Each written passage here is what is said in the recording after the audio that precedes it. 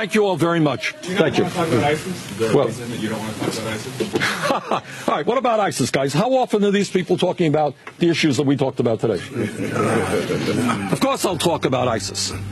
But today what we're talking about is a community in which half of the people don't have jobs. We're talking about a community in which there are hundreds of buildings that are uninhabitable. We're talking about a community where kids are unable to go to schools that are decent. You want to ask me about ISIS? We will talk about ISIS. Yes, we could get rid of Gaddafi, a terrible dictator. We came, we saw, he died.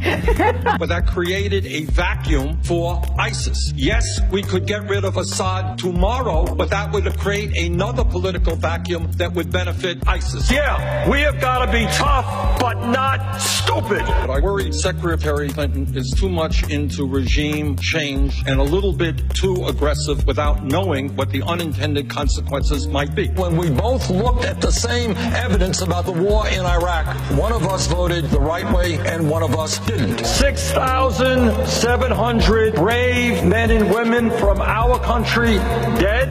Huge instability in the entire region, and we are paying the price today for that instability. Countries like Saudi Arabia and Qatar have got to step up to the plate. The United States must not be involved in perpetual warfare for a dozen different reasons, not the least of which is that ISIS would like American combat troops on the ground so they can reach out to the Muslim world and say, look, we're taking on those terrible Americans. We will lead the world in defeating ISIS, but at the same time, we will rebuild the disappearing middle class of this country. What you have now is a very dangerous moment in American history. Our people are fearful. They're anxious about the fact that they are working incredibly long hours.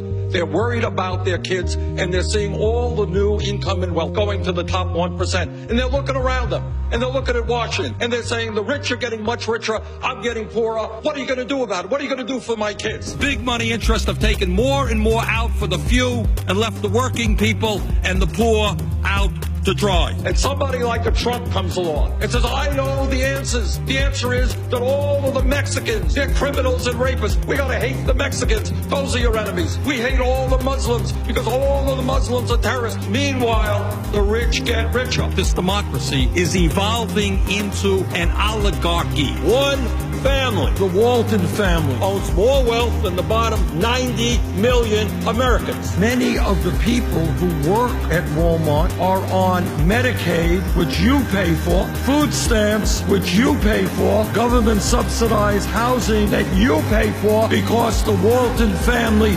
refuses to provide the wages and benefits their workers deserve. This country has socialism for the rich and rugged individualism for the poor. So I say to the Walton family, get off of welfare, start paying your workers a living wage.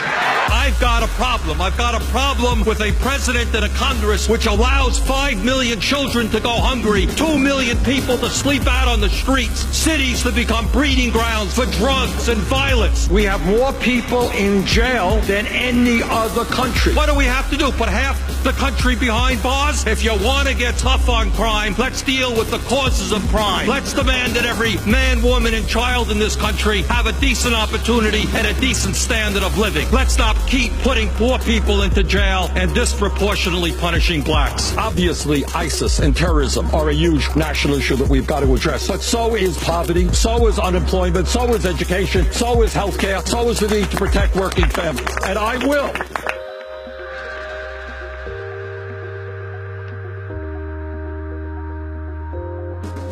Kid gets caught with marijuana, that kid has a police record. A Wall Street executive destroys the economy, no criminal record. That is what power is about, that is what corruption is about, and that is what has to change in the United States of America. The American people hold the President of the United States in contempt. They hold this institution in contempt.